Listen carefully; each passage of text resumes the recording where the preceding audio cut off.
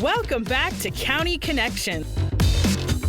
This month, we're off and running to Spring Valley in a safe place for teens during those summer nights. The SD stands for Safe Destination, and what it is, it's a program designed for kids to give them a place to play after those critical hours. So when center usually closes at 7 o'clock, we open those up for 2 more extra hours so the kids can stick around, have some fun, play games, interact with staff, also get enrichment classes through our partnership with HHSA, and also learn a little bit about probation and the Sheriff's Department as well. This is huge because it's at the community neighborhood level. So it brings youth from the neighborhood to hear from their leaders within the neighborhood. And so as we know, place is so important. Our neighborhoods, our zip codes where we grow up are the #1 predictor of our health outcomes. And so it allows them to be civically engaged in their own community and create community change. What we've been seeing more and more is children tend to get in trouble on Friday night sometimes. So any community that has a place where they can go to feel safe and stay out of trouble is a place that we just really want to promote, and we just love being a part of this program. As a parent, I say it's very important to have places like this where I know that my kid is safe and is well taken care of, and their staff's always being there and keeping an eye on my kid, which I really appreciate that a lot. This is an area that is close to areas that are frequented by gangs. So putting them in a safe place like this is huge for kids. It's vital to have like these type of centers around neighborhoods like this. Brings the community together, really just hanging around all the kids and getting to really mentor and help out.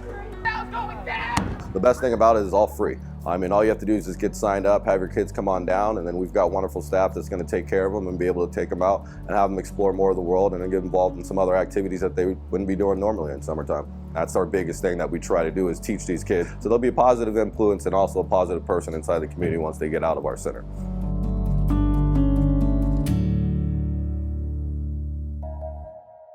If you haven't seen it already, a major sculpture has been added to the collection of public art at the County Operations Center.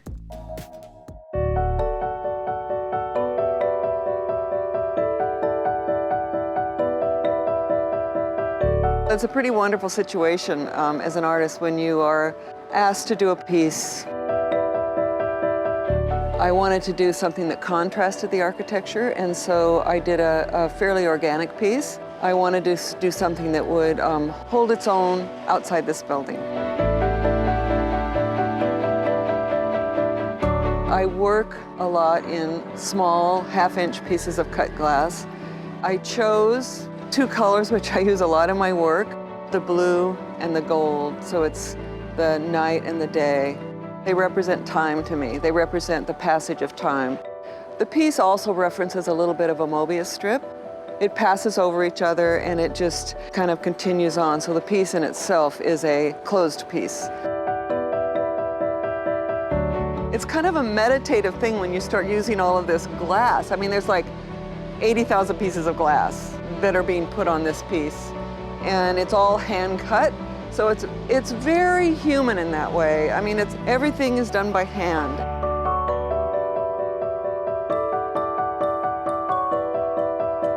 You know, you can do a lot of small things in your studio, but when you get the chance and the opportunity to do something that has a scale to it, because I think the scale is really important, especially when it's up against such a huge building. It's just wonderful to have that opportunity and then to see what becomes of it. I hope people enjoy it.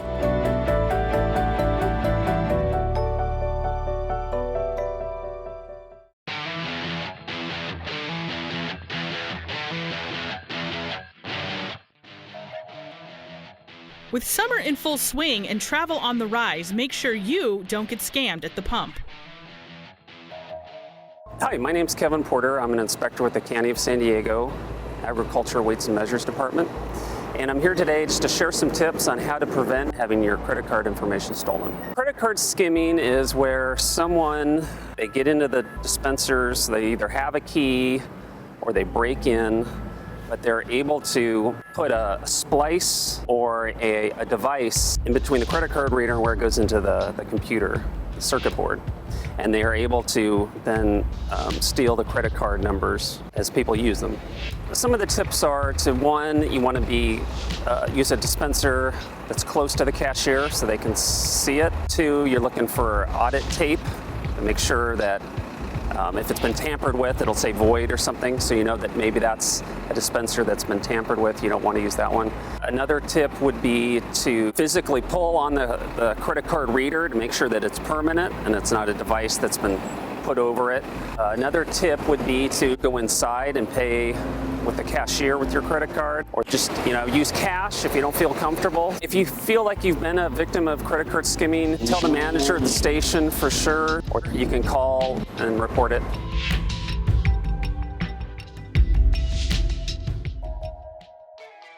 After this next story, you'll definitely want to cool off at a public pool. Hi, I'm Ryan Johnson with the San Diego County Department of Environmental Health, Food and Housing Division. Today I'm at Memorial Pool in Logan Heights. I'm going to be showing you what a standard pool inspection looks like. The first place we're going to start is here at the entry door. We're going to make sure that it's latched and secured to prevent anybody from coming into the pool unattended. After we go through, we're going to make sure that it closes and latches behind us so that no small children can follow us through. We check a wide variety of things. We're looking at the water chemistry to make sure it's at the proper levels, making sure the water's clear so you can see the main drains. We're checking to make sure the main drains are in place, they're not cracked, to prevent any entrapment hazards. And then we're definitely going to take a look at the pump room as well to make sure all the equipment's functioning properly. Now that we've checked the entry door, we're going to check the enclosure to make sure it's secure and there's no large gaps that children can fit through. Okay, everything looks good with the enclosure. We also want to check the stair handrails to make sure people can exit the pool safely. And these all look really good. Anybody that has any illnesses should really stay away from the pool. More specifically, if anybody's had any cases of diarrhea within the last 14 days, they should not be swimming. We're trying to prevent any waterborne illnesses, and it does happen. And so anybody that has any of those should stay out of the water to prevent anybody else that's swimming from getting those. Every pool deck should have two pieces of safety equipment on it at all times. One's going to be our life ring, one's going to be our safety hook. The life ring should have a rope attached to it, and that rope needs to be long enough to reach across the width of the pool. The safety hook should be at least 12 feet long and have the hook permanently attached to the pole. Now I'm going to grab my test kit and we're going to check the water chemistry. We're going to make sure that the chlorine and the pH are at the proper levels to make sure it's safe for people to swim. Now, depending on the pool, the minimum chlorine level should either be 1 parts per million or 2, depending if they use stabilizer. For a pool like this, they don't use stabilizer, so we're looking at a minimum of 1 parts per million for their chlorine. And a residential pool is very similar to a commercial pool in what you want to look for. You want to make sure the chemistry is balanced, you want to make sure that your circulation system is working, and you want to make sure you have controls in place to monitor the children that might be using that pool. And while most home pools don't have safety equipment, we do provide information and what's called a water watcher program, where you can designate a person to act as a lifeguard at home to always be watching the kids, because it's when somebody stops watching the kids that you have the accidents happen. And the chlorine reading for this pool is 1.3, which is just the right amount that they need.